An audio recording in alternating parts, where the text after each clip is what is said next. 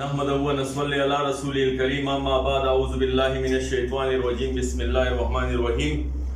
شفیق جان درانی ایک محب وطن پاکستانی ہونے کے ناطے اپنے 22 کروڑ مسلمان پاکستانیوں سے مخاطب ہوں۔ دوستو، ضروری سمجھا ویڈیو کے ذریعے آپ لوگوں سے ایک میسج شیئر کرتا چلوں، اور وہ میسج اتنا ضروری تھا کہ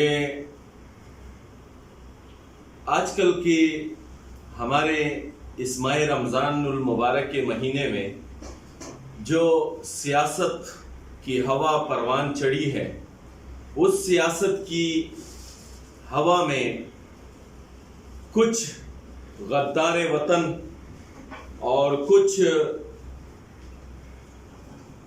وہ لوگ جو اس وطن کے اصل معنوں میں دشمن ہیں، وہ ہمارے افواج پاکستان اور پاکستان سے مسلط ہمارے جتنے دفاعی ادارے ہیں ان کو نشانہ بنا رہے ہیں۔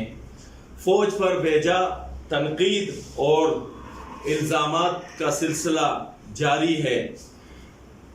ہم سے ہرگز یہ برداشت نہیں کہ کوئی ہمارے افواج پاکستان اور تمام دفاعی اداروں کے خلاف کوئی الفاظ ہم سنیں، یہ ہمیں ہرگز برداشت نہیں۔ دوستو، یاد رکھنا، آج یہ وطن ہے، یہ پاکستان ہے، یہ آزاد مملکت ہے، یہ آزاد گھومنا پھرنا ہے، یہ صرف اور صرف اس افواج پاکستان اور تمام دفاعی اداروں کی بدولت ہے۔